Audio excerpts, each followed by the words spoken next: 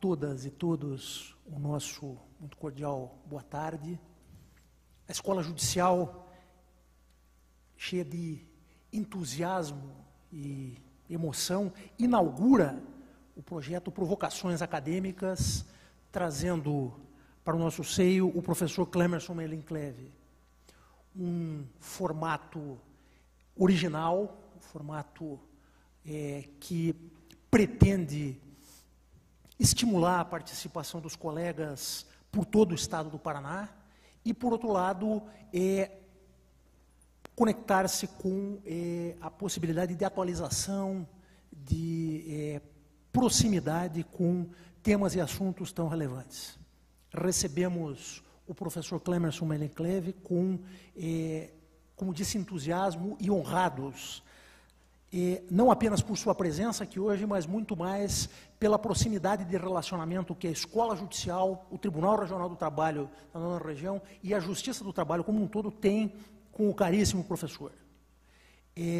Apenas um depoimento pessoal, eu fui aluno do professor Clemerson do curso preparatório, no nosso queridíssimo curso preparatório para a magistratura no ano de 1990, foi a segunda edição.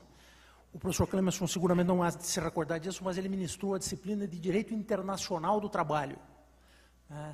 Tal a versatilidade que o mestre propicia. Desde aquele tempo convivemos uma relação de amizade, uma relação acadêmica, uma relação profissional. O professor Clemerson, em diversas oportunidades, defendeu interesses dos associados da Amatra 9 em questões judiciais. E hoje, particularmente, intermedia uma relação institucional extremamente preciosa para a Escola Judicial, junto à Unibrasil, na medida em que é essa instituição que se coirmana com a Escola Judicial para a promoção do curso de especialização para os nossos servidores, que têm gerado frutos extraordinários e que são sentidos cotidianamente na nossa atuação. É o catedrático de Direito Constitucional da Universidade Federal do Paraná, né, e que eu gosto de dizer que é a melhor faculdade do Brasil, embora o meu ponto de vista talvez seja um pouco suspeito nessas circunstâncias. Tem um amplo e profundo, um intenso intercâmbio com instituições do mundo inteiro no tema de direito constitucional e as reflexões a respeito do espaço público. Recentemente editou a obra Direito Constitucional Brasileiro, coordenando o trabalho de inúmeros de seus orientandos em atividades acadêmicas, particularmente na pós-graduação. Professor Clemerson, seja bem-vindo. Eu lhe dou a palavra, em princípio, para saudar os nossos participantes e os alunos da escola que estão ansiosos para ouvi-lo.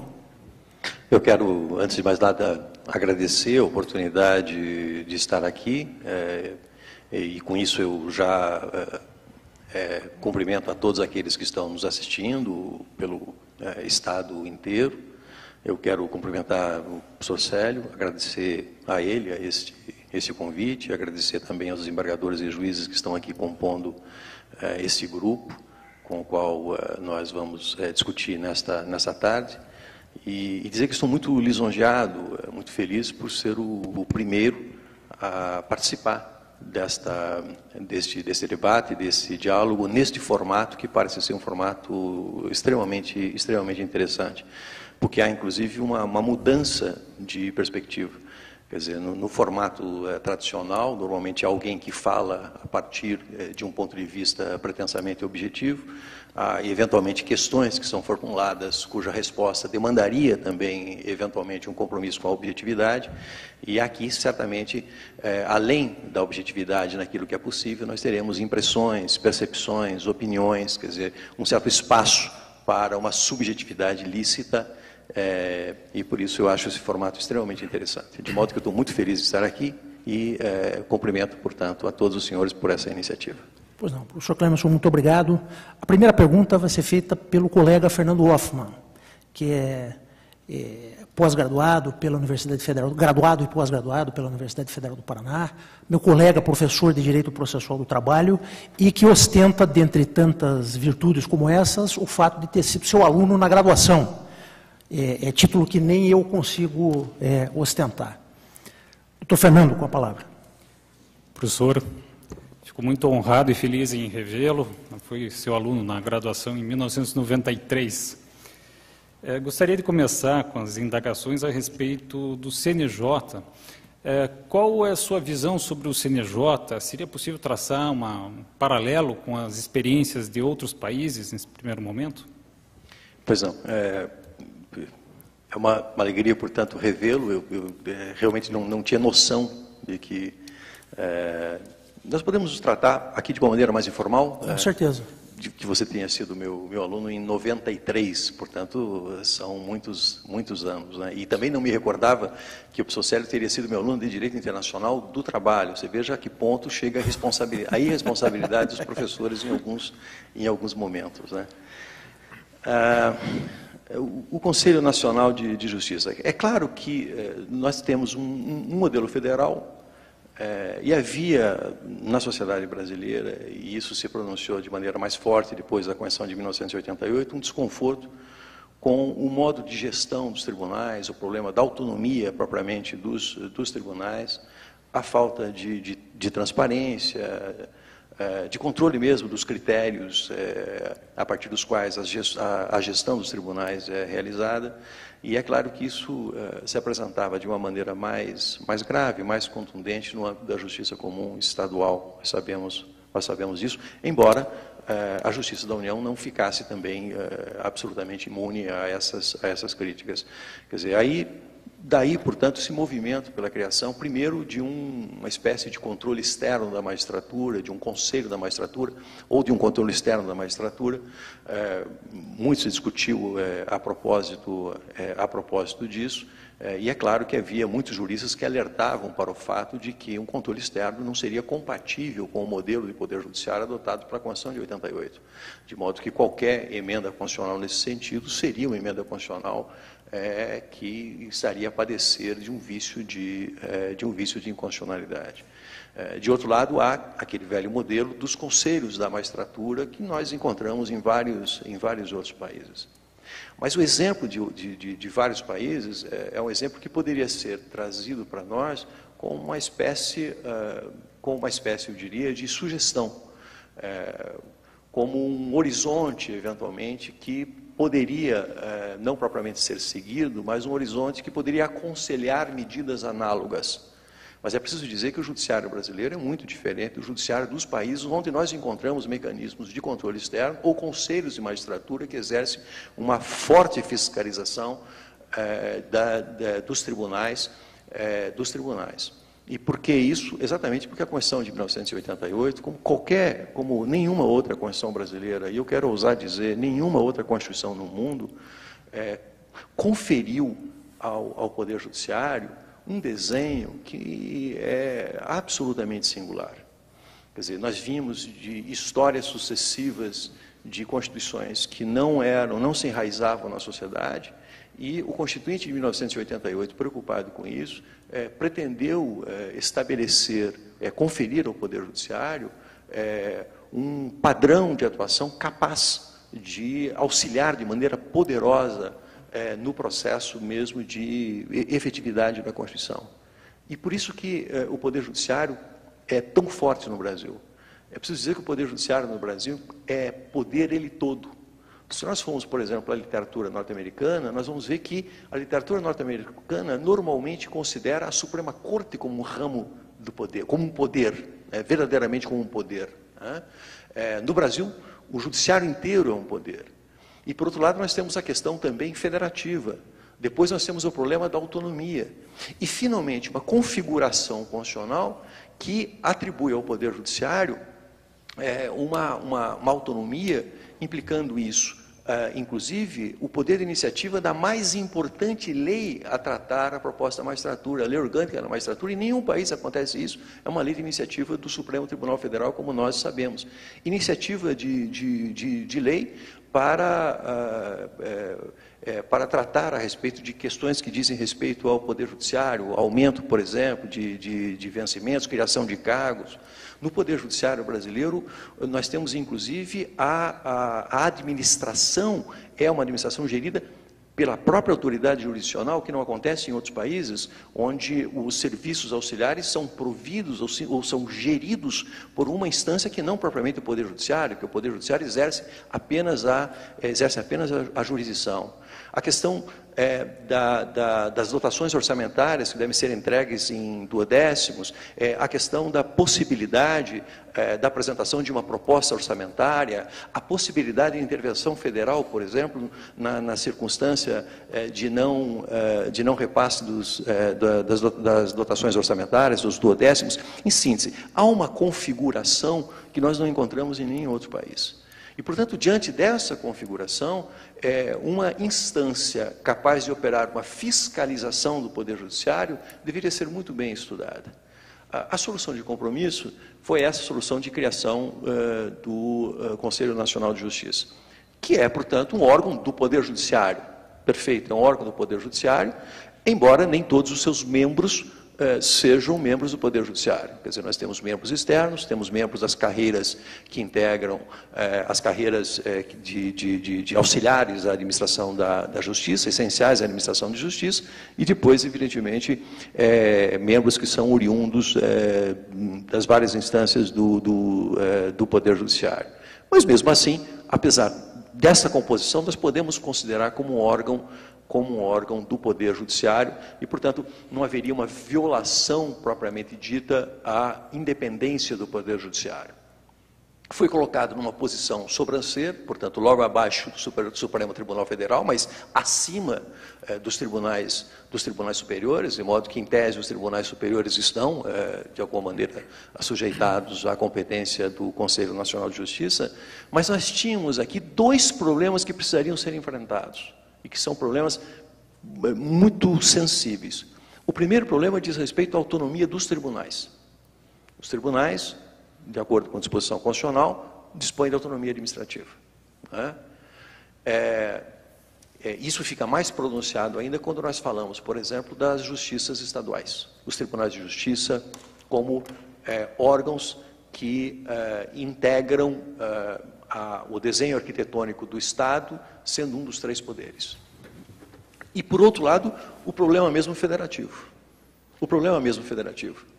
De modo que, se a emenda constitucional 45, na medida em que institui o Conselho Nacional de Justiça, não era inconstitucional por ofensa à autonomia dos tribunais e por ofensa ao princípio federativo, ela mereceria, ela exigiria essa emenda constitucional um tratamento, uma interpretação conforme que, de alguma maneira, conciliasse esses dados.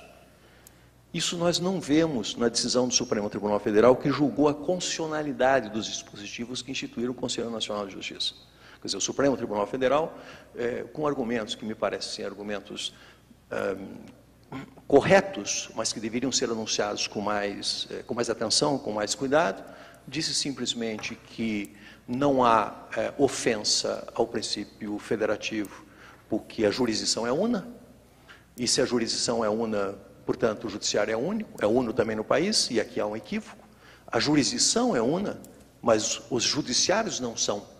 E porque há judiciários da União, aos judiciários dos Estados da Federação, e há o Poder Judiciário da União.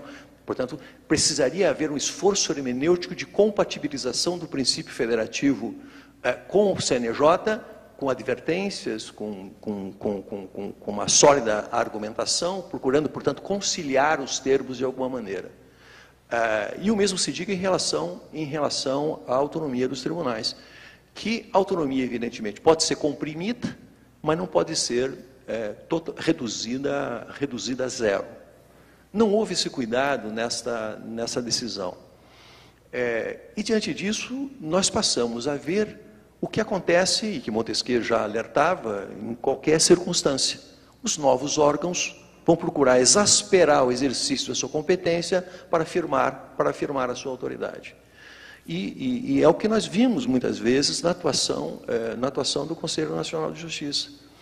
E nós temos circunstâncias que são muito discutíveis. Por exemplo, o poder normativo do Conselho Nacional de Justiça. Eu tenho para mim que a competência do poder normativo do Conselho Nacional de Justiça não é uma competência primária. Ou seja, não tem força de lei absolutamente. Não pode inovar originalmente a ordem jurídica.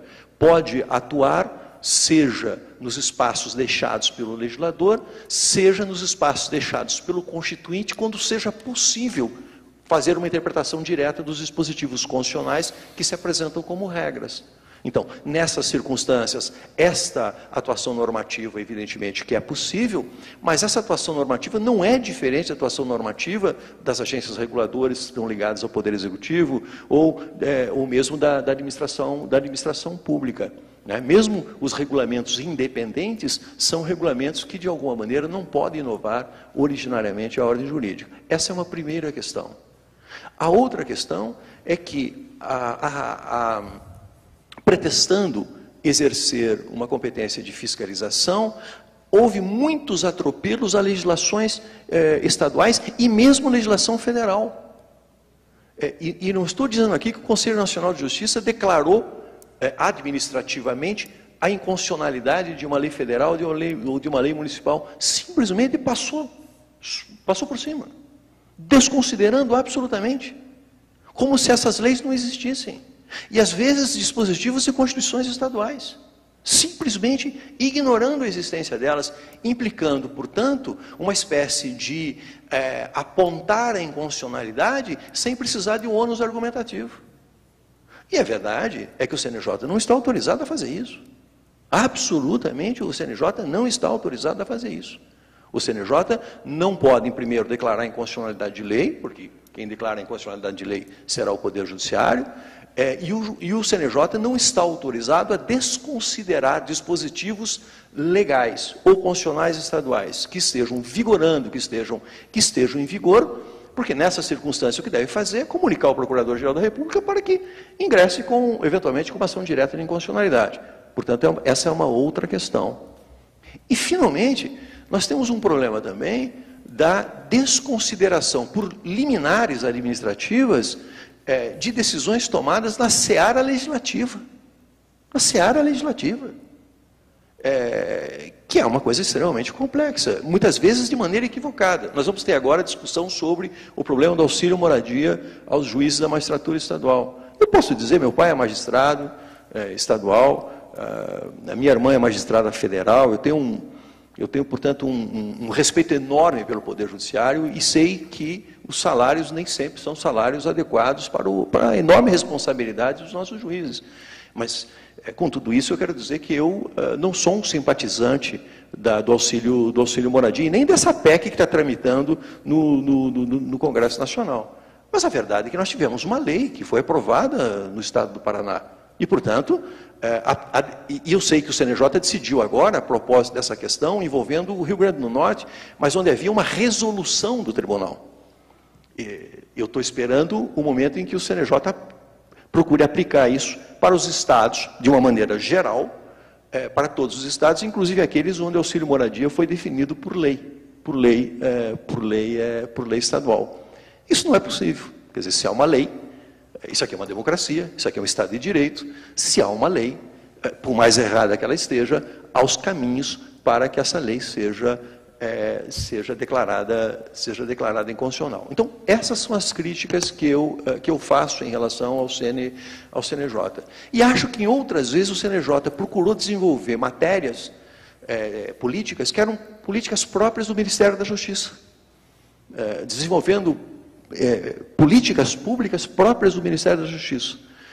Por exemplo, eu acho correto estabelecer um alerta em relação à violação dos direitos fundamentais e direitos humanos no que diz respeito ao sistema prisional brasileiro. Mas o papel do CNJ é fiscalizar o judiciário no exercício dessa atividade, o papel do CNJ é comunicar, alertar o Poder Executivo a propósito do que está acontecendo, mas não se substituir a tarefa que é uma tarefa própria do Ministério da Justiça. Então, eu tenho essas críticas que eu acho que são críticas que eu faço com espírito republicano, lembrando, de qualquer maneira, por outro lado, duas coisas. Primeiro, que nós precisávamos de um órgão dessa natureza, tudo bem, nós temos ele aí, exigente de uma interpretação que compatibilize esse novo órgão que foi introduzido em 2004 com os parâmetros, com os parâmetros constitucionais. E a segunda questão que eu trago é que todo órgão novo exaspera as suas competências, procura encontrar espaços e é necessário, no contexto da República, que haja resistência. Haja resistência para que as abóboras se ajeitem na carroça. É preciso que haja alguma resistência, porque um certo tipo de diálogo entre os vários ramos da justiça e o CNJ é necessário. Eu não estou dizendo que devemos desrespeitar as suas decisões, o que estou dizendo é que é preciso que as razões dos tribunais e dos vários ramos da justiça sejam apresentados e sejam, de alguma maneira, considerados nesse contexto. E, finalmente, para concluir, nós temos uma questão do CNJ, que, como é um órgão novo, o CNJ tem sido muito... tem assumido muito a feição do seu presidente e do seu corregedor. E, às vezes, essa feição fica dividida por conta de uma não cooperação, ou pelo menos uma não convergência de ideias no que diz respeito à gestão entre o corregedor e o presidente. É preciso impessoalizar mais, é preciso criar, portanto, uma característica de institucionalidade republicana no CNJ, mas isso vai acontecer, o CNJ ainda é muito novo, e nessa dialética de afirmação e resistência argumentativa, eu acho que ele vai encontrar o seu lugar e vai ser um lugar importante na história constitucional brasileira.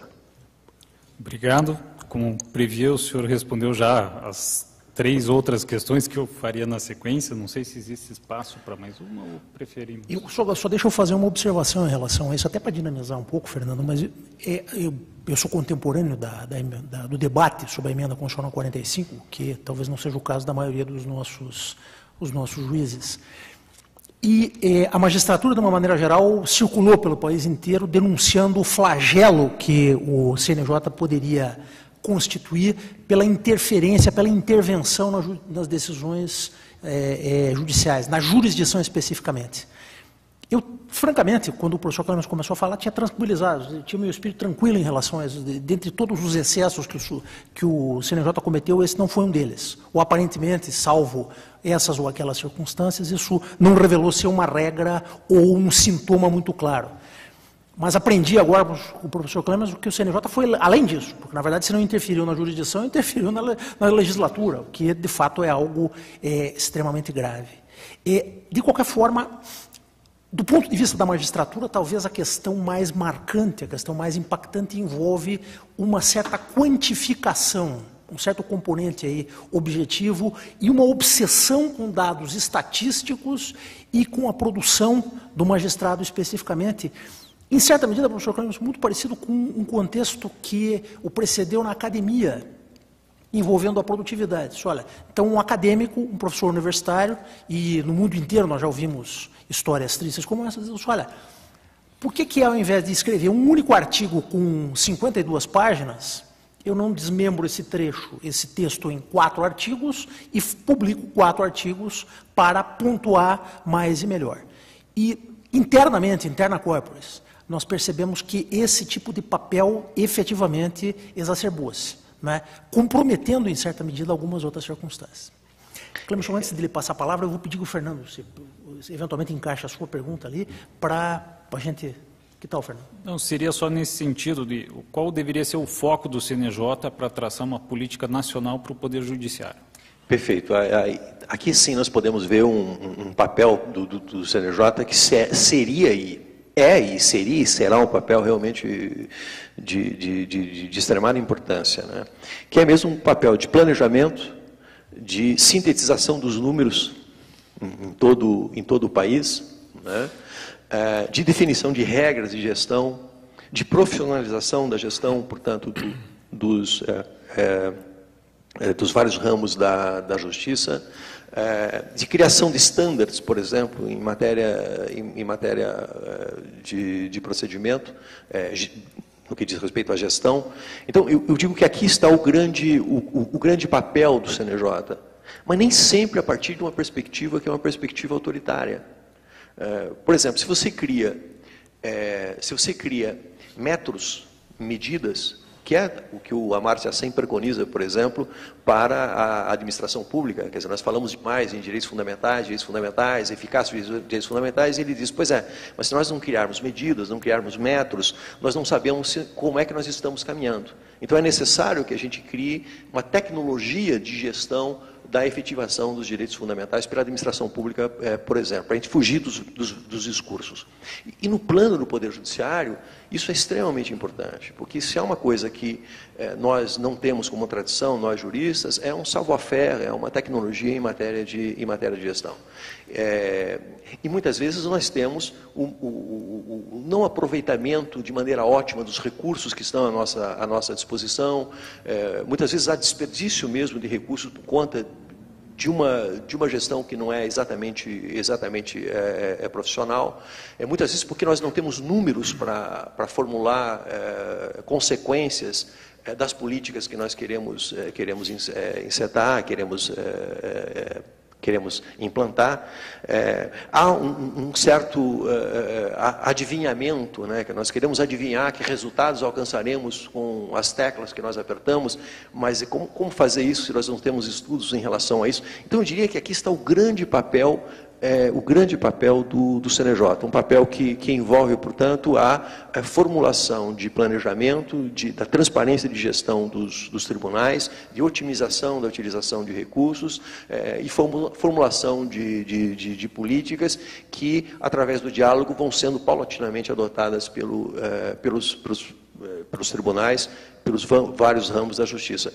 Eu não acho que essa política policialesca possa trazer grandes resultados. Ela pode trazer, eventualmente, manchetes de jornal, e pode ter um papel a cumprir, mas esse não é o papel mais importante a cumprir do CNJ. É esse que eu considero o mais relevante, o planejamento e a formulação de políticas para a gestão do poder judiciário em todo o país. Pois não.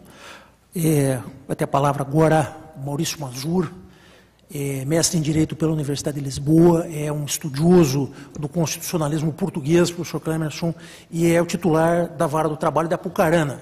Deslocou-se lá do Norte para conversar com você, Clemerson. Tá ótimo, então, muito prazer. Tá certo, é um prazer, professor, poder fazer essas perguntas ao senhor. Nós temos acompanhado a atuação do Supremo, né, cada vez mais natural em decisões de casos muito difíceis, que envolvem questões axiológicas que ainda são extremamente controversas, conflituosas na sociedade brasileira.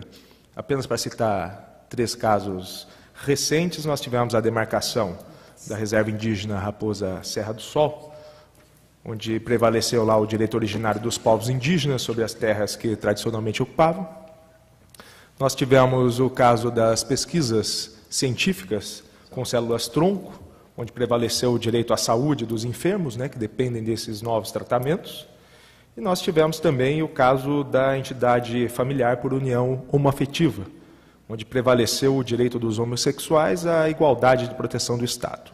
Esses são apenas alguns dos casos mais relevantes. Essas decisões seriam totalmente emancipadoras, né, se fossem proferidas por um tribunal constitucional em uma sociedade homogênea, uma democracia amadurecida.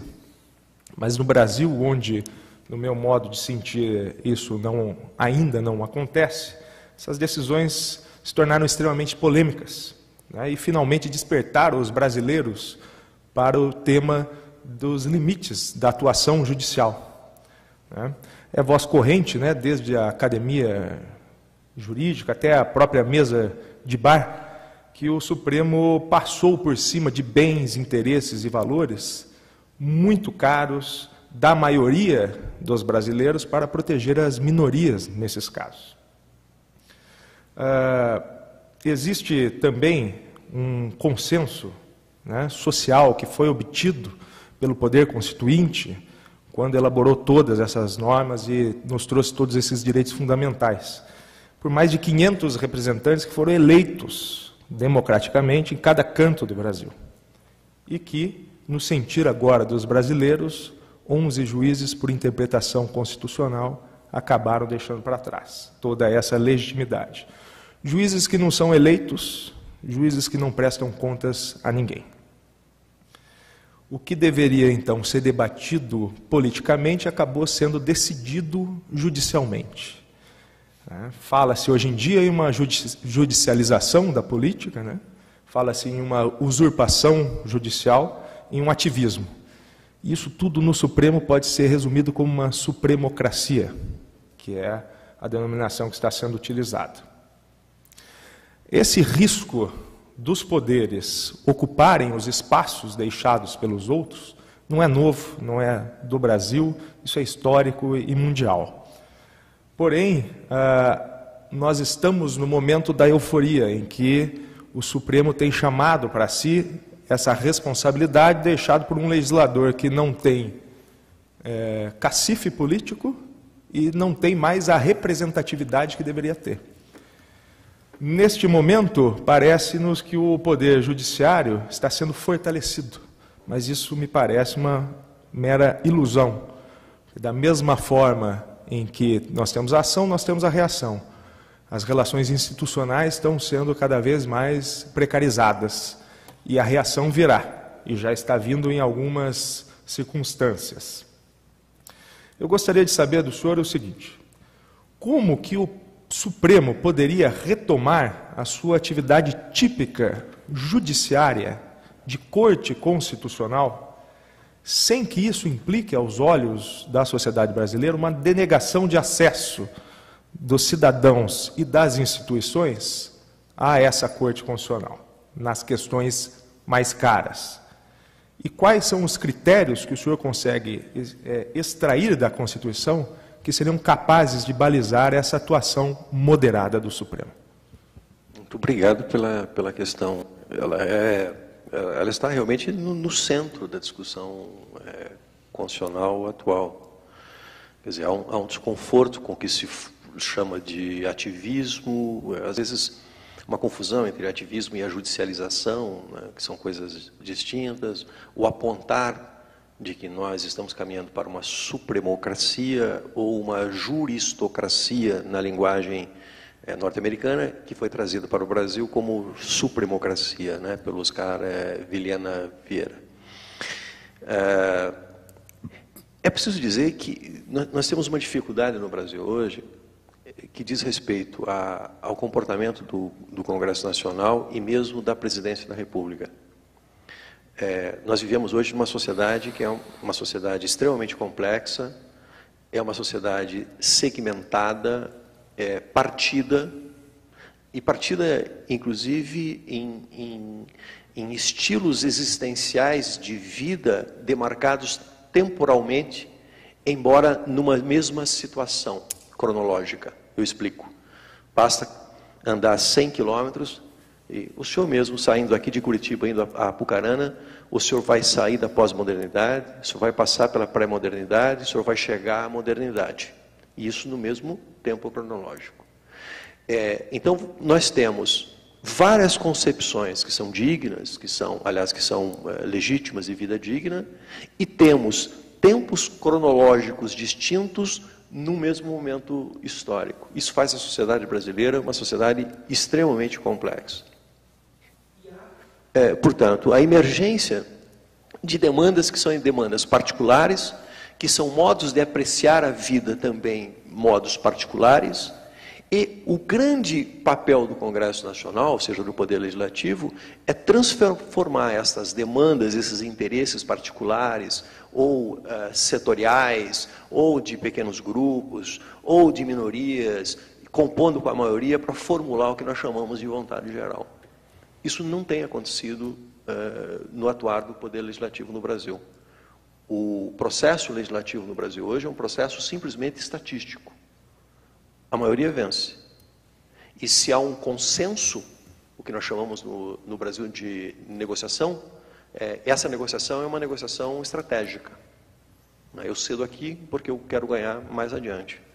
Então, o Poder Legislativo perdeu a possibilidade de formulação de consensos, ainda que provisórios, mas que justaponham de alguma maneira, vários setoriais numa vontade que seria uma vontade geral. Imagino que isso seja possível não a partir, digamos assim, da filosofia russoniana, mas a partir, por exemplo, de uma de Rawls ou de Habermas, etc. O Poder Executivo, que também podia fazer isso, não consegue mais fazer. Porque hoje, o Poder Executivo, em virtude também da partição, do presidencialismo de coalizão, você não tem uma unidade dentro do Poder Executivo. O presidente da República vê-se compelido também a negociar com os setores, abrindo mão aqui para decidir ali, sem conseguir também estabelecer políticas que sejam políticas gerais. Sobra, de alguma maneira, essa responsabilidade, lamentavelmente, para o Poder Judiciário. E essa é a única instância onde os interesses são apresentados sob a forma de razões, hoje no Brasil. Talvez em muitas partes do mundo, mas aqui isso é evidente. Ou seja, é o único lugar onde os interesses são apresentados sob a forma de razões. E onde há um contraditório, de alguma maneira, que é levar a sério, só pode decidir levando em conta essas razões para fazer prevalecer umas sobre as outras, motivadamente, de acordo com o direito, que é o direito positivo votado do Estado. Isso fica muito mais claro no exercício da jurisdição constitucional. Quer dizer, muitas vezes o Poder Legislativo se recusa a decidir a propósito de uma determinada matéria, porque essa é uma matéria polêmica. O Poder Legislativo prefere que a jurisdição constitucional decida a propósito da matéria. E outras vezes o Poder Legislativo também não quer assumir um ônus a propósito de dados temas, que são temas de gestão e que podem trazer um custo eleitoral muito grande, deixando ou até solicitando ao Poder Executivo que o faça, que decida por meio de medida provisória. E a medida provisória, portanto, vai vigorar por um tempo como um teste para verificar se é possível aprovar a medida provisória ou se a medida provisória deve ter, do ponto de vista da decisão política, um outro tipo de encaminhamento. Portanto, o Poder Judiciário, e particularmente a jurisdição constitucional no Brasil, tem um papel a cumprir que é muito delicado. Quer dizer, ele precisa se equilibrar numa espécie de fio da navalha. E, por outro lado, ele está aí, o Supremo Tribunal Federal particularmente, para fazer cumprir a Constituição. É preciso dizer que a Constituição de 1988 não é uma Constituição principiológica, como muita gente gosta de afirmar. A Constituição de 88 é uma Constituição que 80% do seu texto é uma Constituição regulatória. Nós temos regras, profusão de regras na Constituição de 1988. E aí nós temos princípios em algumas partes da Constituição e particularmente no capítulo, no título 1 e no título 2, nessa parte que nós chamamos de reserva de justiça, cuidando de princípios fundamentais e cuidando de direitos fundamentais. Aqui há um problema, porque nós podemos ter várias visões a propósito dos direitos fundamentais. E mesmo a ideia unificadora, que é a ideia da dignidade da pessoa humana, ela pode ser enganosa. Porque eu posso extrair da dignidade da pessoa humana filosofias que apontam para a necessidade de uma atuação heterônoma do Estado ou para uma atuação do Estado que respeite a dimensão autonômica do indivíduo. Por exemplo, a questão da disposição sobre o próprio corpo. Eu tenho visões da dignidade da pessoa humana que implicam a proibição, a interdição de decisões do indivíduo a propósito disso. Porque isso é um tema tão caro que transcende o indivíduo. Portanto, nós teremos decisões heterônomas que proibirão a interrupção da gravidez, que impedirão o comércio dos órgãos, que trarão uma série proibirão a eutanásia, proibirão o auxílio ao suicídio e assim por diante. E nós podemos ter visões da dignidade da pessoa humana que implicam o robustecimento da autonomia das pessoas em relação a decisões trágicas dessa natureza, ou decisões difíceis dessa natureza. Alguns países adotam uma variante, outros países adotam um outro caminho, um caminho diferente. né? E os dois caminhos são caminhos que estão, a partir de visões diferentes, estão prestando deferência à ideia da dignidade da pessoa humana. Portanto, simplesmente apontar a dignidade como um parâmetro para a solução de um caso, isso não resolve. E a mesma coisa em relação a boa parte dos direitos fundamentais. Uma visão comunitarista da Constituição implica, na verdade, uma leitura dos direitos fundamentais mais entrelaçados, implicando possibilidades de restrições mais fortes. Uma visão libertária vai apontar para a atribuição de um peso maior para as liberdades clássicas. Uma visão republicana vai implicar uma leitura dos direitos fundamentais em conexão com a retomada dos deveres, por exemplo, deveres cívicos, por exemplo. A ideia liberal, por exemplo, pode implicar, no que diz respeito à liberdade de expressão, a possibilidade da circulação de uma série de discursos, mas, inclusive, chegando ao ponto de aceitar-se discursos do ódio, como alguns países chegam ao ponto de chegam a aceitar, que isso é próprio de uma sociedade madura, etc. Mas uma visão feminista, por exemplo, da mesma liberdade de expressão, implicaria necessariamente, em defesa da mulher, a proibição de uma série de expressões publicitárias, que transformam a mulher em uma espécie de incentivo para o consumo, e mesmo de revistas com um padrão que não seja aceitável do ponto de vista de uma certa ideia de respeito à mulher. Então, veja que são várias concepções distintas a propósito do que sejam os direitos fundamentais, do que seja, portanto, a vida digna. E como é que nós resolveremos isso? O judiciário, no exercício da jurisdição constitucional, é completamente livre? Aqui nós temos os debates que nós encontramos hoje, por exemplo, na sociedade norte-americana. Na sociedade norte-americana, no direito americano, nós estabelecemos claramente a diferença entre aqueles que entendem que não há remédio para os comportamentos atitudinais dos juízes, no exercício da jurisdição constitucional, o que significa dizer que os juízes tomam uma atitude e que os juízes decidirão a partir da sua cosmovisão particular. E isso faz parte das regras do jogo democrático, e por isso que você tem um critério de escolha dos juízes da Suprema Corte que leve em conta esses dados que são dados da cosmovisão.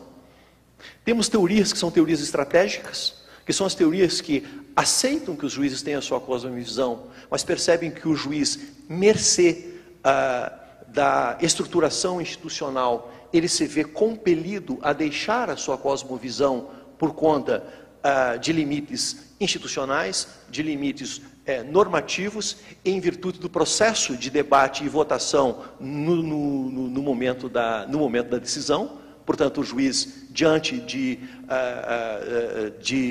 da disputabilidade intersubjetiva, ele é capaz, no momento decisório, de deixar o seu pensamento pessoal para aderir a um pensamento que é o pensamento médio da corte. E, finalmente, você tem as várias teorias, como, por exemplo, as teorias na linha de Dworkin, como as teorias aqui no Brasil, defendidas, por exemplo, pelo Lênio Streck, as teorias alexianas, as teorias que pretendem apontar para o fato de que o papel do juiz, na verdade, é ser um agente do Estado de Direito. E, portanto, ele deve esquecer as suas pré-compreensões, partindo delas, evidentemente, testá-las, discutir num processo amplo de diálogo e decidir exatamente de acordo com o que o direito prescreve. E chegamos ao limite de encontrar as teorias que supõem a possibilidade de uma resposta que seja a resposta correta. Nem que seja como uma simples ideia regulatória. Como uma ideia fática, ou melhor, como um fato, ou como uma simples ideia regulatória. Eu diria que, no fundo, nós agimos mais ou menos levando em conta os três agires. É mais ou menos isso que de alguma maneira acontece. No caso do Supremo Tribunal Federal, é preciso ver que há questões são levadas a ele que são extremamente difíceis. Extremamente difíceis. Mas isso não forma a maioria das decisões do Supremo Tribunal Federal. Não forma, porque são mais de... Eram 110 mil feitos, depois da repercussão geral, o número de feitos levados ao Supremo caiu para 60 mil, 70 mil, hoje está alguma coisa em torno, em menos de 100 mil feitos. A imensa maioria são recursos extraordinários e a maior parte deles são decididos monocraticamente, como nós sabemos. Hoje há 700 e tantos recursos extraordinários que precisam ser decididos em função da não recusa da repercussão geral. Mas é preciso dizer que o Supremo Tribunal Federal ele tem decidido questões polêmicas, mas nem sempre de forma ativista. Então vamos lá. Numa Constituição como a nossa, a judicialização é um fenômeno histórico. Ou seja, questões que não eram judicializadas antes de 88, hoje, mercê da normatividade desta Constituição exaustiva, são judicializadas. Isso é uma coisa, isso é um fato histórico. Isso não será mudado a menos que a Constituição seja mudada. Isso não será mudado. A judicialização não vai alterar. Esse é o processo normal. O ativismo é uma coisa diferente. Ou seja, o ativismo significa um atuar em nome de um princípio constitucional ou de um valor constitucional, além do atuar que as doutrinas tradicionais conferem ao Poder Judiciário, e sempre que se manifeste a falta da atuação dos demais poderes, especialmente para a proteção de grupos vulneráveis. Nessas circunstâncias, o ativismo tem se manifestado no Supremo Tribunal Federal. Mas, em muitos casos, o Supremo tem sido extremamente deferente em relação aos demais poderes. Deferente. Embora em situações que supõem uma polêmica extremamente grande. Vamos apanhar os 3 casos que foram apresentados aqui. O primeiro caso foi um caso envolvendo, portanto, a demarcação de terras indígenas. Nesse caso, nós temos na Constituição Federal uma definição em regra, não em princípio, a propósito do domínio dessas áreas pelas populações indígenas, e há outro dispositivo que trata de populações tradicionais, especialmente os quilombolas, mas nesse caso nós estamos falando aqui dos povos indígenas. Há uma regra que é uma regra clara. Essa regra clara, a propósito desse tema, tem sido manejada para a concretização desse dispositivo pelo próprio Poder Executivo, depois de estudos que são estudos antropológicos, corretos ou incorretos, e, finalmente, a competência para a demarcação da área é a competência do Presidente da República. É possível que essa competência passe para o Poder Legislativo se houver lei dispondo a respeito, mas, nesse momento, a competência é do Poder Executivo. E o Presidente demarca a área. Quando o Supremo Tribunal Federal decide essa questão, na verdade, ele não está sendo ativista, ele está prestando deferência à atuação do Poder Executivo, que tem melhores meios técnicos para conhecer a propósito da matéria, depois dos estudos antropológicos que foram realizados e assim por diante. Então, aqui nós temos uma questão polêmica que não implicou uma decisão ativista, que implicou, na verdade, uma postura deferente. Vamos para o segundo caso. O segundo caso envolve a Lei de Biossegurança. A Lei de Biossegurança é uma lei que seguiu um processo legislativo que deveria ser o normal no Brasil, que não é o normal, lamentavelmente, seguiu um processo legislativo que implicou enormes discussões,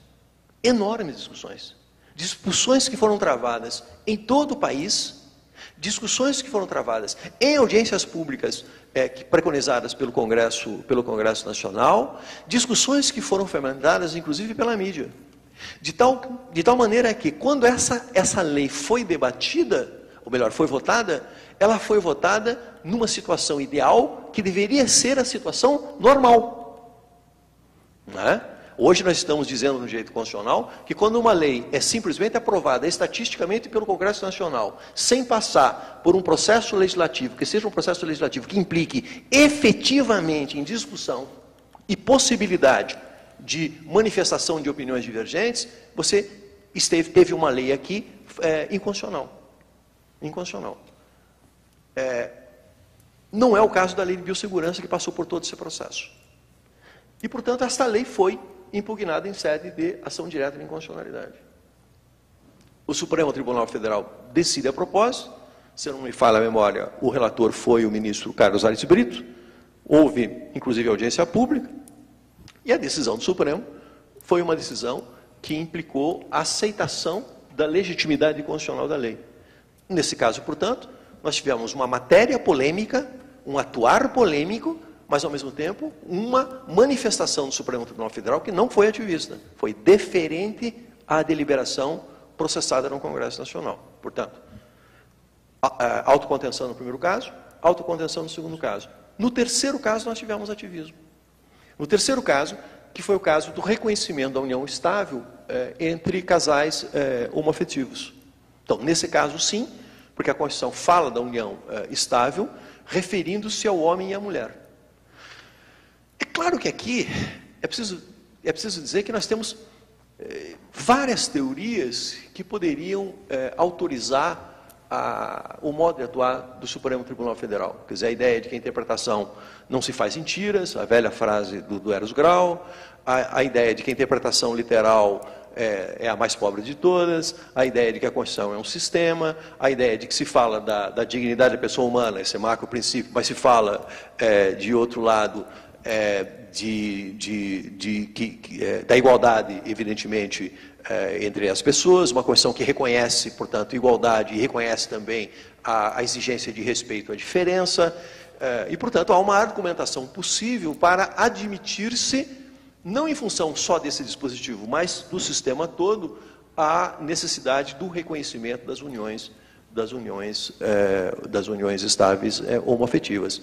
Mas, de qualquer maneira, a partir de uma concepção que nós chamaríamos de concepção tradicional, e, por outro lado, porque não há lei tratando a respeito desse assunto, nós diríamos que houve um certo ativismo.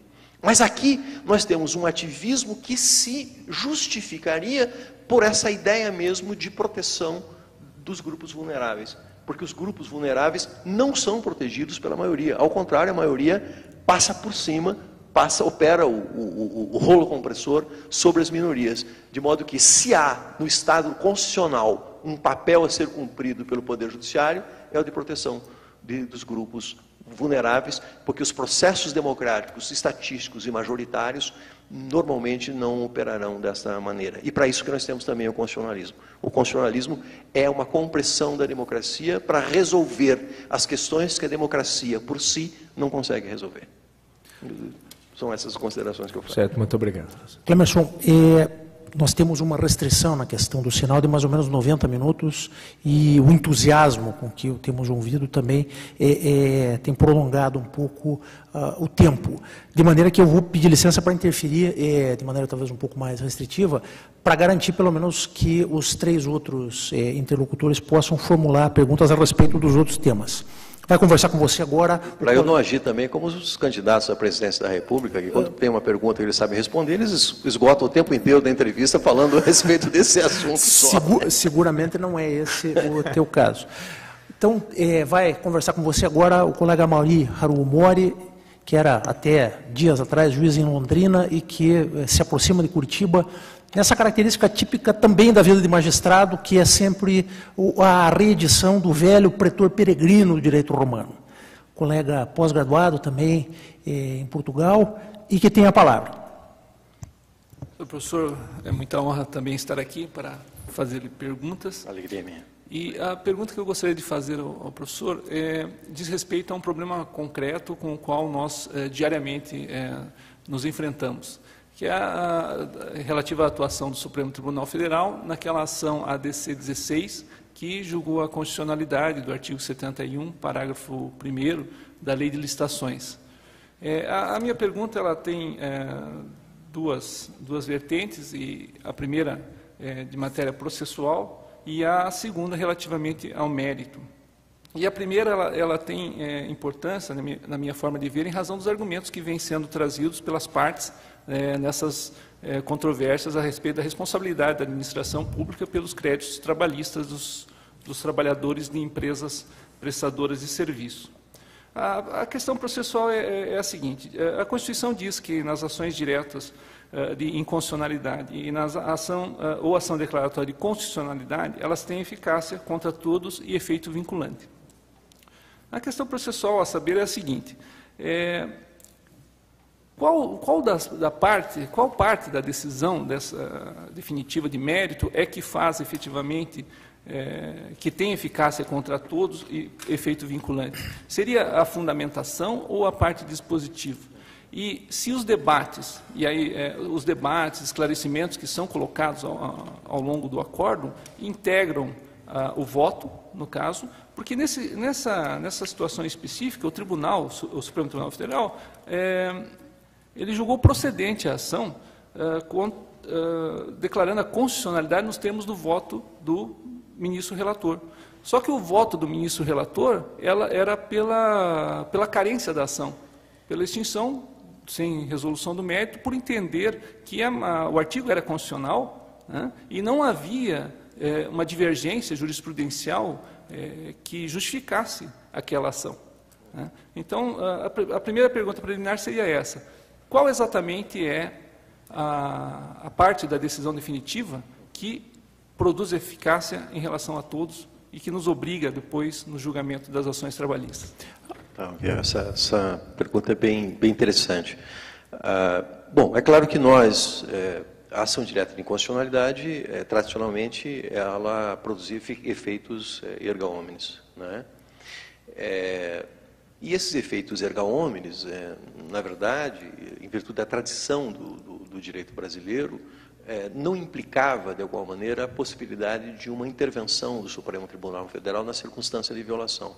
Quer dizer, haveria necessidade do manejo dos recursos até chegar essa questão novamente ao Supremo Tribunal Federal. Daí a razão pela qual passou-se a adotar esta fórmula do efeito vinculante, que devemos, evidentemente, essa introdução, entre outros, ao ministro Gilmar Mendes.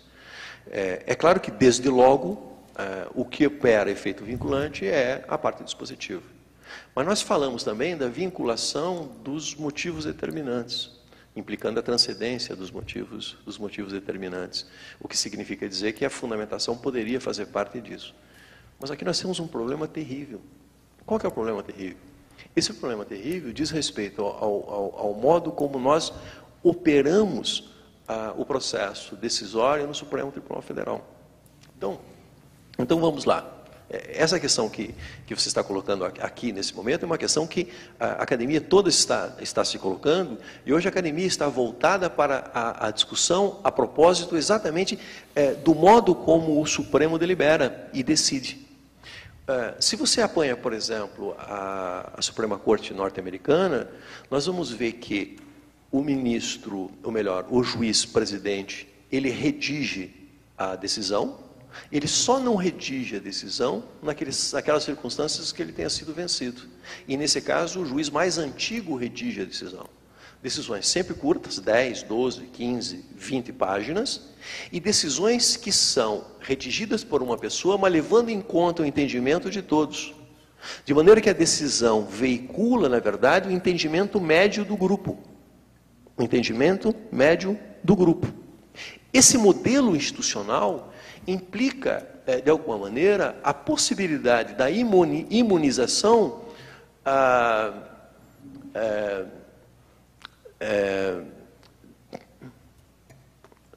dos heroísmos individualistas de determinados juízes no plenário, quase um narcisismo judicial, e supõe uma alta dose de institucionalidade.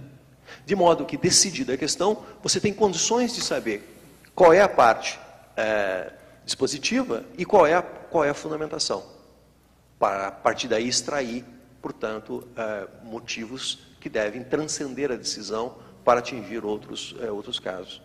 No caso do Brasil, teoricamente, esses motivos determinantes transcenderiam, mas é muito difícil você reconhecê-los.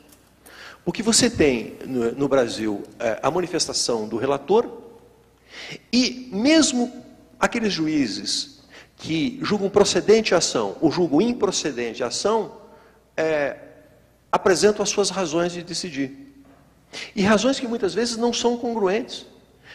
Você vai poder ver, por exemplo, o que não acontece em outros países, a possibilidade de uma ação ser julgada improcedente, procedente ou improcedente, mercê do voto da maioria, por razões distintas.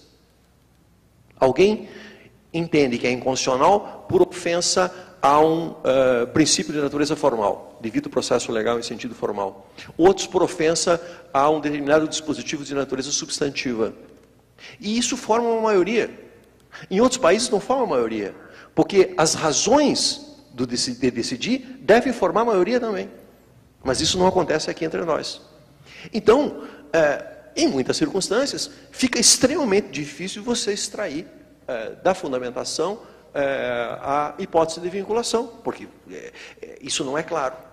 A motivação não é absolutamente clara. Você tem votos de 180 páginas, de 150 páginas, com fundamentações que são muito distintas umas das outras. E, portanto, isso traz uma dificuldade enorme.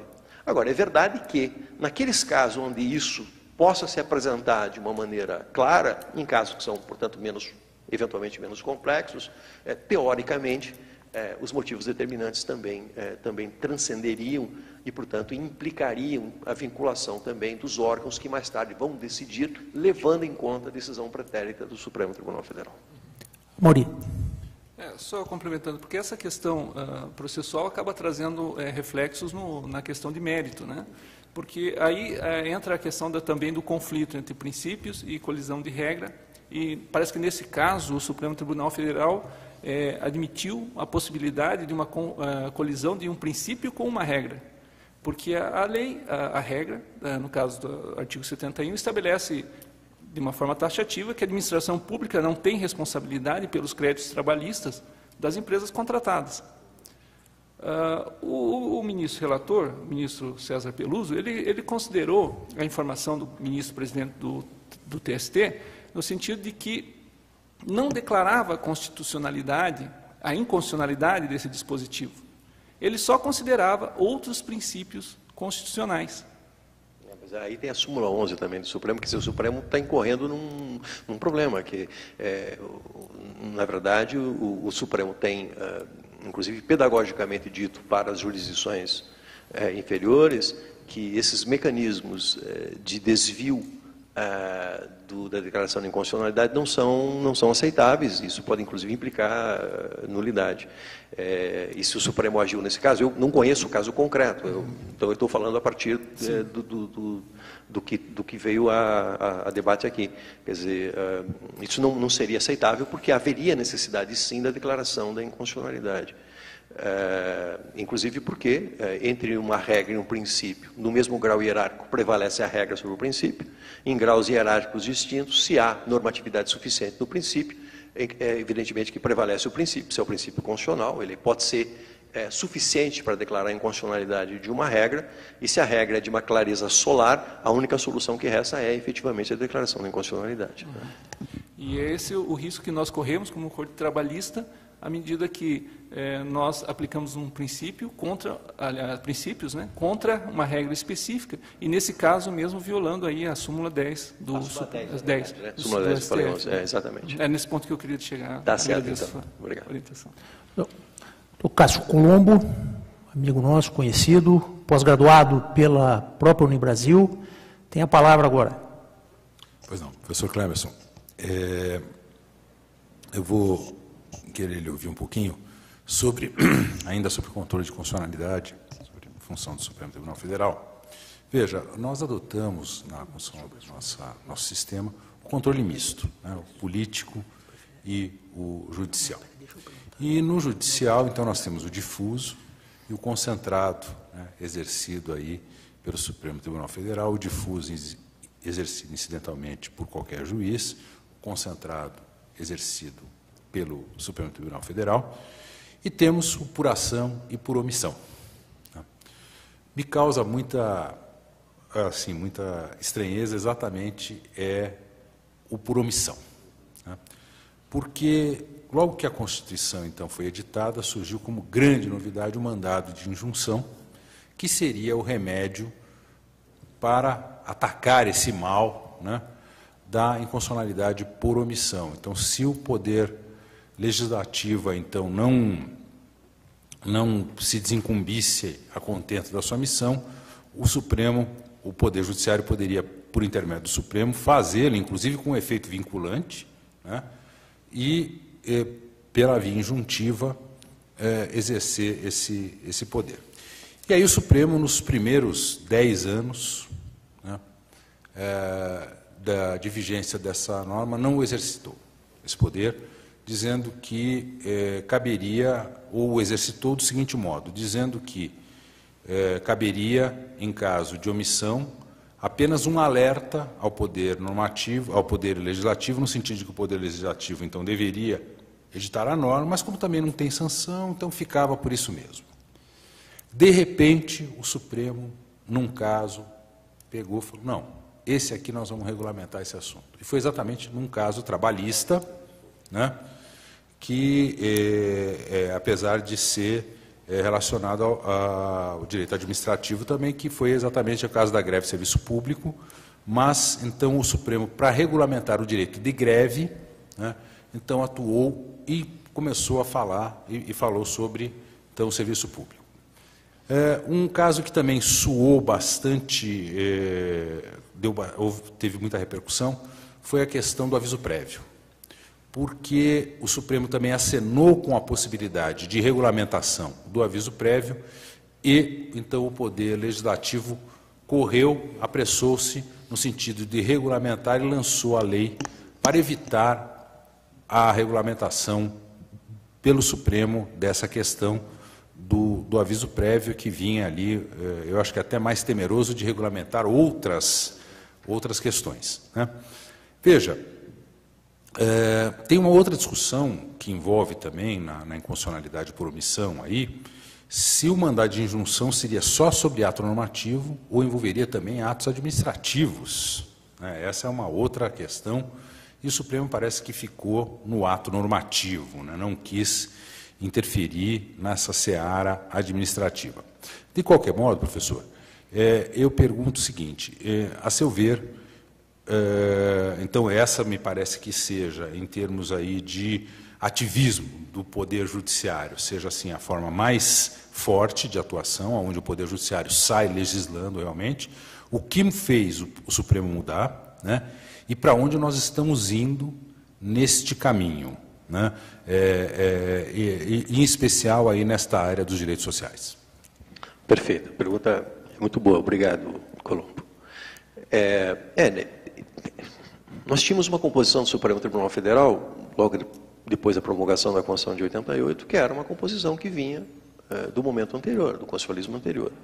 E tínhamos uma liderança, que era uma liderança muito forte no Supremo Tribunal Federal, um homem que conhecia profundamente o direito do ponto de vista técnico, embora com uma visão de mundo naturalmente conservadora, né? E foi diante dessa circunstância que o mandado de injunção acabou sendo decidido como implicando consequências análogas àquelas da ação direta de inconstitucionalidade por omissão, né? Foi exatamente assim. O posicionamento do ministro Moreira Alves foi muito forte no sentido de influenciar aquela composição do Supremo Tribunal Federal para decidir desse modo. E foi durante algum tempo assim. Nós, num velho livro chamado Fiscalização Abstrata de Constitucionalidade, nos mostrávamos inconformados em relação a essa questão. Alguns autores chegaram ao ponto de sugerir que o mandado de injunção fosse simplesmente retirado da Constituição, porque seria mais fácil, portanto, que nas circunstâncias exigentes de uma colmatação que o juiz o fizesse, nos termos do que faz quando haja vazio legislativo no plano menor, não no plano constitucional, mas aí o Supremo revigora o mandado de injunção, aceita o mandado de injunção e passa a conferir ao mandado de injunção uma certa utilidade. Eu acho que agiu bem o Supremo Tribunal Federal nesse caso. Quer dizer, ele não legislou, ele aproveitou uma legislação anterior para aplicar enquanto outra não aparecer. Eu acho que agiu de maneira correta. Isso implicou, como você bem disse, uma pressão sobre o Congresso Nacional no que diz respeito ao aviso prévio. Foi uma coisa também extremamente interessante. Mas para onde nós avançaremos? É preciso dizer que o mandado de injunção hoje, ele perdeu muito do seu charme e de sua utilidade, apesar deste fortalecimento operado a partir dessa decisão, desse leading case do Supremo Tribunal Federal. Por quê? Primeiro, porque hoje em toda a doutrina constitucional está certo que, para a defesa, para a garantia do mínimo existencial, mesmo à falta da norma regulamentadora, não há necessidade de mandado de injunção. Qualquer meio processual adequado é meio processual adequado para a tutela do mínimo existencial. Portanto, eu não preciso do mandado de injunção para isso. Eu precisaria do mandado de injunção para aquilo que estivesse além do mínimo existencial. Não é? A falta da norma regulamentadora implicando a não usufruição de um direito para além da perspectiva do mínimo existencial. Mas para o mínimo existencial, eu não preciso mais do mandado de injunção. E por outro lado também, nós temos a DPF. A DPF hoje, ela se presta para atacar não apenas a ação, mas para atacar também a omissão.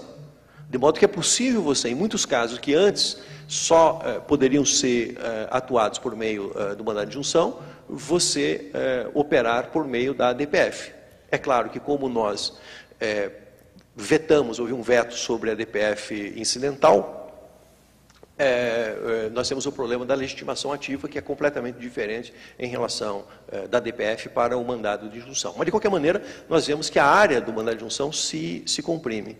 E, por outro lado, nós temos o processo natural de regulamentação da Constituição. Depois de 25 anos de vigência da Constituição, isso tem, de alguma maneira, implicado a compressão da área de manejo do mandado de injunção.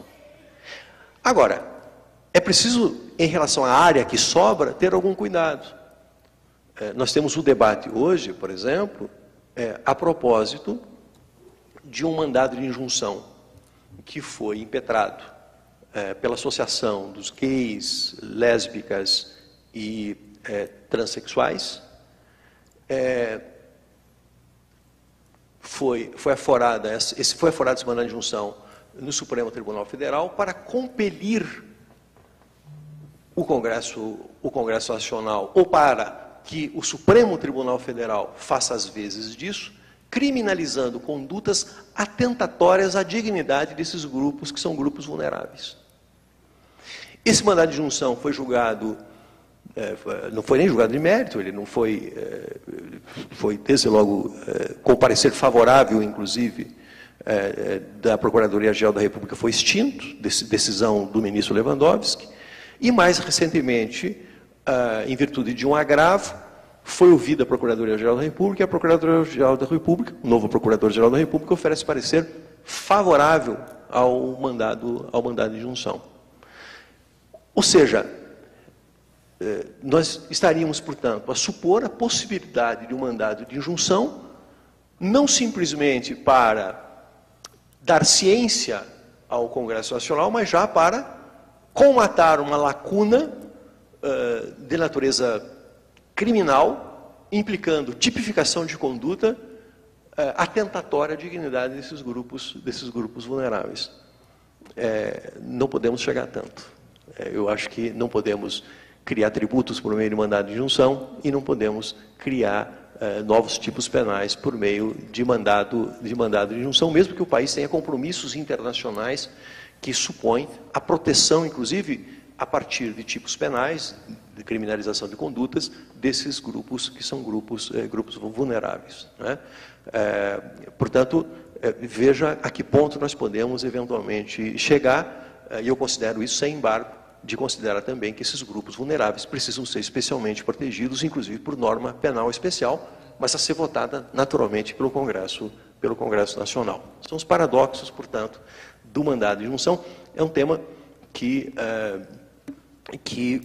é recorrente, mas eu diria que a sua utilidade vai ficando cada vez dentro de um território menor. Pois não, só complementando. Pois não. Professor Clemerson, bom, então... Rapidamente, pois não, porque o senhor falou a questão do mínimo, que então entende desnecessário, até praticamente, em questão do mínimo existencial. Veja, eu queria chamar a atenção para o seguinte ponto, que o mandado de injunção, ele foi usado e ameaçou ser utilizado em exatamente 2 direitos sociais, o direito de greve e o aviso prévio. E os constitucionalistas, né, normalmente, quando falam em direitos fundamentais, eles vão até o artigo 5º. Então, eles param com relação à eficácia plena, eles param no artigo 5º. Do artigo 6º em diante, que são os direitos sociais, né, então, eles já falam, não, espera um pouquinho só, aqui esses já não são esses direitos fundamentais que têm a eficácia imediata ou esta coisa, enfim, não dão toda essa tutela de um modo geral, apesar de serem reconhecidos como os direitos de segunda geração, enfim, e todo aquele discurso que a gente conhece. Né? Por quê, professor Clemerson? E como é que nós podemos fazer para corrigir isso? Ou se é necessária a correção disso? Não, eu tenho a impressão que é o contrário que tem acontecido, ou seja, os constitucionalistas, pelo menos os constitucionalistas da minha escola, são constitucionalistas que se debruçam muito sobre os direitos sociais, muito sobre os direitos sociais. Quer dizer, o problema da eficácia dos direitos sociais, e mais do que o problema da eficácia, o problema da efetividade dos direitos sociais, e especialmente os direitos sociais prestacionais. E por que os constitucionalistas se preocupam tanto com os direitos sociais prestacionais? Porque os direitos sociais não prestacionais, os direitos sociais trabalhistas, por exemplo, nós temos uma vastíssima doutrina no Brasil, de altíssima categoria, de altíssimo nível. Quer dizer, nós podemos nos apropriar desse conhecimento que está aí, já consolidado, e ao mesmo tempo em desenvolvimento. E há disciplinas específicas que cuidam a respeito desse tema nas faculdades de Direito. Agora, os direitos sociais prestacionais têm sido um alvo da preocupação constante das novas gerações de constitucionalistas. Basta ver o número de textos, de livros que têm sido dedicados a esse assunto, trabalhando especificamente essa questão. E, portanto, há uma literatura já no Brasil importante a propósito do assunto, e as melhores escolas estão caminhando nesse sentido, implicando aí um diálogo hoje entre os constitucionalistas e os juslaboralistas, porque os juslaboralistas também estão preocupados com os direitos sociais prestacionais por conta das implicações que trazem para o trabalhador. E nós sabemos que a regulação do mundo do trabalho é absolutamente necessária para esse outro campo. Quer dizer, isso tem trazido uma proximidade entre juslaboralistas e constitucionalistas, coisa que antes nós não víamos. Então, eu diria que talvez essa realidade tenha existido, mas ela está em processo de franca mudança hoje no Brasil e, felizmente, isso tem acontecido. Que bom tê-lo em nossa turma, professor. Muito obrigado. Com a palavra agora, o colega Arion Mazurkiewicz, já ex-presidente da Matra, mestre em Direito pela Federal do Paraná, doutorando por outra instituição co-irmã, Universidade de Castilha-La Mancha, e que vai também conversar com o Clemerson. Obrigado pela presença, professor Clemerson, uma satisfação e uma oportunidade. Agradeço também o convite e a possibilidade aberta para participar desse colóquio. Eu vou sintetizar e resumir a minha questão a uma, em face do adiantado da hora, e gostaria de retomar um pouquinho que, inclusive, a Mauriti lançou a questão, para chegar na questão do modo de operação do processo decisório do Supremo, para formular essa questão. Quando o Supremo declarou a constitucionalidade, ou pelo menos entendeu que havia constitucionalidade no artigo 71, parágrafo 1º da Lei 8.666, para dizer que a responsabilidade da administração pública não poderia ser reconhecida pela inconstitucionalidade desse dispositivo, até a obscuridade da decisão acabou fazendo com que os próprios ministros atuassem de uma forma contraditória.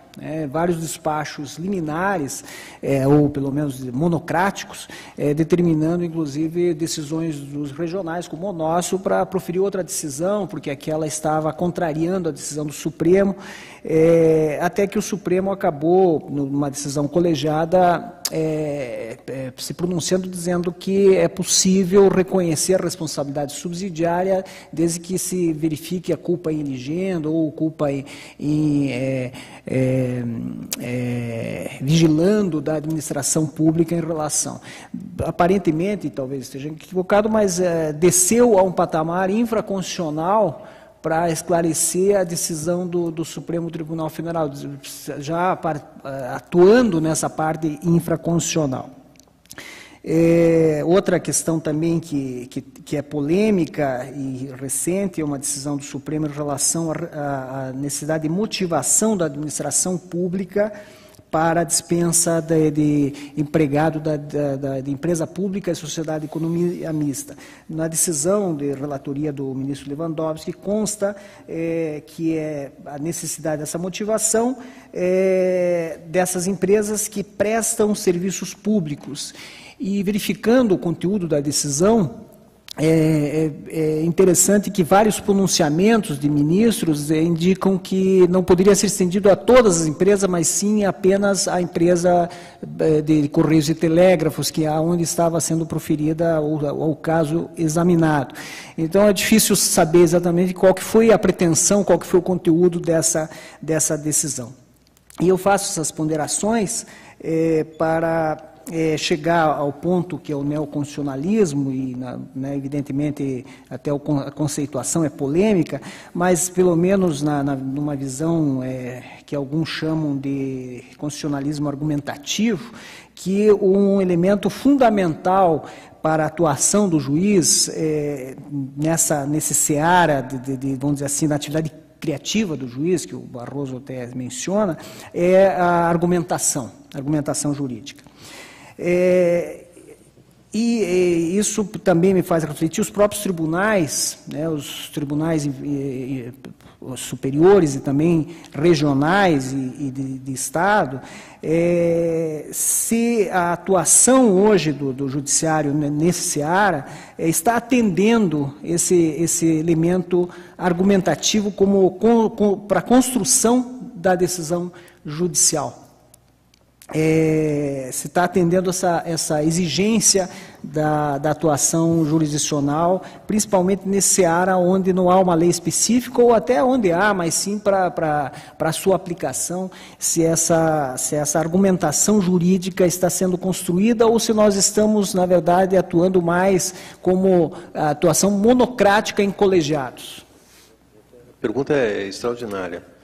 Quer dizer, você tem, por um lado, a emergência de um novo direito constitucional que implica conferir uma enorme carga de responsabilidade para o Poder Judiciário no exercício da jurisdição constitucional e, particularmente, do Supremo Tribunal Federal. E isso fica mais grave ainda no contexto de uma sociedade plural, com várias ideias legítimas, mas diferentes do que seja uma vida digna. Portanto, há necessidade, evidentemente, de um processo argumentativo, de um processo, inclusive, dialógico com outros poderes, de um processo dialógico com outros tribunais, tribunais ordinários, inclusive, tribunais internacionais, inclusive, de outros países, a questão, portanto, do diálogo, a necessidade disso, e o diálogo com a própria sociedade. Então, há, por um lado, a exigência disso tudo. E, por outro lado, você tem deficiências no processo decisório do Supremo Tribunal Federal pelas razões que eu já apontei. Essas questões são questões que precisam ser resolvidas entre nós. E, por outro lado, você tem as demandas do novo processo brasileiro, que é um processo que tem implicado verticalização do judiciário, que tem implicado produção de eficácias genéricas, portanto, eficácia erga omnes, decisões que são decisões, muitas vezes, no atacado, em mercê de questões que são questões repetitivas, e que tem implicado a substituição das manifestações colegiais por manifestações monocráticas. Tem havido, portanto, uma substituição de instâncias, portanto, de decisões de instâncias, mas a partir de manifestações que são manifestações monocráticas. Eu acho que isso é algo extremamente grave. Quer dizer, e isso pode trazer uma dose de voluntarismo e de contradição mesmo no tribunal, a pretexto de aplicar, por exemplo, a jurisprudência predominante da Corte, falando do Supremo Tribunal Federal, por exemplo. Então, eu me preocupo muito com essa questão. Nós temos estudos, Arion, que são estudos comportamentais. Esses estudos têm sido levados a termo muito no âmbito das instituições universitárias americanas, mas aqui está um papel que o CNJ pode cumprir também. Estudos que demonstram como as decisões podem mudar em virtude do arranjo institucional que você tenha. Por um lado, o arranjo institucional geral, mas, por outro lado, o arranjo institucional que envolve o processo deliberativo interno no tribunal mesmo. Eu trouxe para vocês o exemplo do modelo norte-americano, que eu trouxe apenas como exemplo, não como modelo. Quer dizer, isso implica, na verdade, uma capacidade de cessão, de alguma maneira, um processo de cedência de ideias pré-concebidas para alcançar-se resultados que sejam resultados médios dos componentes, portanto, do grupo. Isso não acontece, por exemplo, entre nós no Brasil. Então, você tem, por um lado, no Brasil, decisões monocráticas, seja do presidente da Corte, seja dos relatores, mas você tem, por outro lado, também decisões que supostamente são colegiais, mas que, na verdade, implicam simplesmente uma sucessão de manifestações individuais, onde não há claramente um ensaio de convencimento do outro, e nem mesmo uma disposição para, eventualmente, ceder. Quer dizer, por um lado, a possibilidade que tem no Brasil de apresentação do voto vencido e das razões do voto vencido é uma coisa extremamente interessante, mas, por outro lado, do ponto de vista institucional, isso traz como consequência, muitas vezes, a resistência a negociar. Ou seja, eu tenho um entendimento, o meu entendimento está pronto, e, portanto, eu não vou discutir a propósito disso, eu simplesmente apresento separadamente as razões do meu entendimento. No processo constitucional, as razões do voto vencido têm uma importância grande, porque muitas vezes o juiz, o ministro no caso, ele sabendo que os seus pares não estão prontos para aceitar a sua argumentação, ele o faz jogando novamente a questão para a sociedade. Ou seja, a Suprema Corte tem a última palavra apenas do ponto de vista processual, mas não tem a última palavra do ponto de vista histórico. A questão volta para a sociedade e, estando na sociedade, pode retornar mais tarde à Suprema Corte. No caso norte-americano, nós temos o célebre caso do Roe versus Wade, que está na sociedade hoje, germinando, se desenvolvendo a partir de uma perspectiva mais conservadora, podendo a qualquer momento retornar à Suprema Corte. E no caso do Brasil, nós temos a decisão, o relator ministro Eros Grau, a proposta da lei da anistia. É uma questão que está sendo tratada na sociedade e vai retornar mais cedo ou mais tarde para a Suprema Corte. Então, essa é a grande importância da manifestação do voto vencido, especialmente em questões que sejam questões difíceis. Mas, por outro lado, é preciso um arranjo institucional que permita, que implique, que traga incentivos para o debate e para a disputabilidade intersubjetiva nas sessões plenárias, portanto, nas sessões colegiais. Isso nós não temos tido no Brasil, e essa dificuldade aumentou ainda mais com a transmissão direta dos julgamentos. Não há estudos comportamentais sobre isso ainda, mas há uma intuição no sentido de que isso ficou mais complicado depois da transmissão direta. Alguns países adotam sistemas de transmissão, mas eu quero trazer o caso, por exemplo, da Corte Constitucional Francesa, que o faz logo que concluída a sessão. Concluída a sessão, nos segundos seguintes, você já pode acessar a internet para ter acesso aos debates, porque isso pode trazer mudanças comportamentais ou não. É uma intuição, isso precisa ser trabalhado. Mas essa é uma preocupação, eu não tenho respostas para ela. O que eu quero dizer é que essa questão hoje é um problema e que as universidades brasileiras começam a se debruçar a propósito desse tema.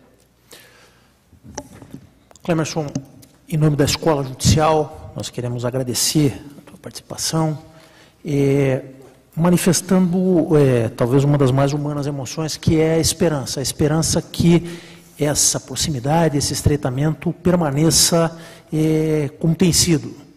Nos encontramos em diversas ocasiões, como disse a você, algumas delas memoráveis, pelo menos para mim, como foi o caso da Cátedra de Direito Internacional Público no curso preparatório.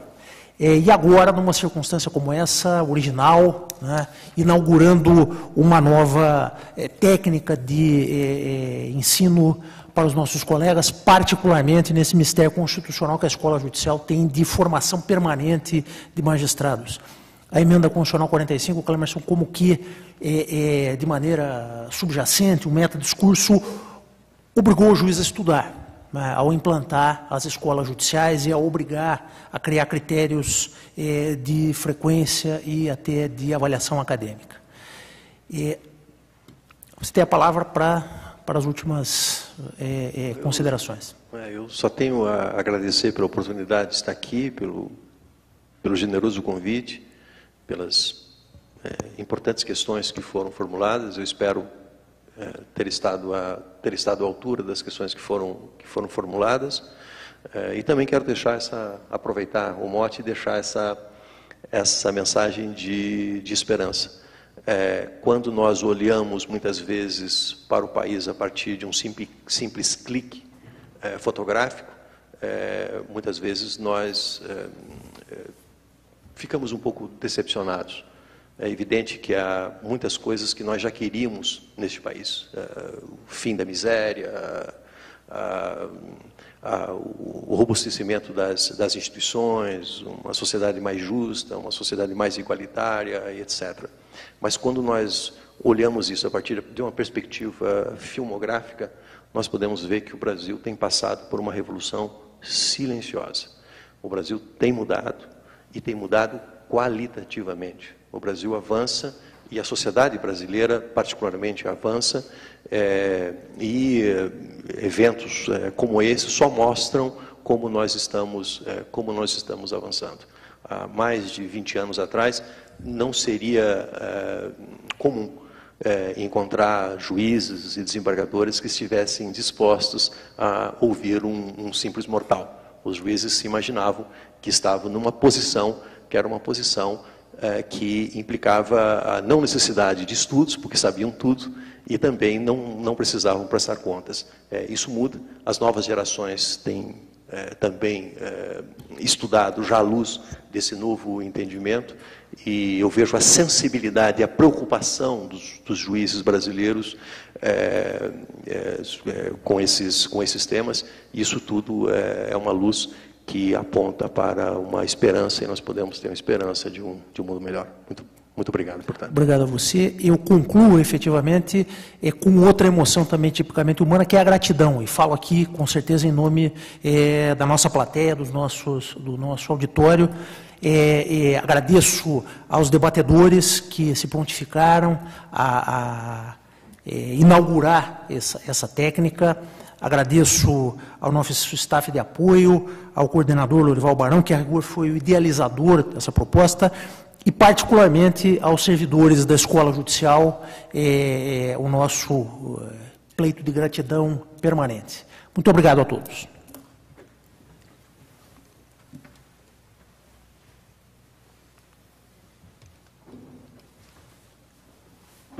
Tinha que ter uma gravação com uma salva de palmas agora.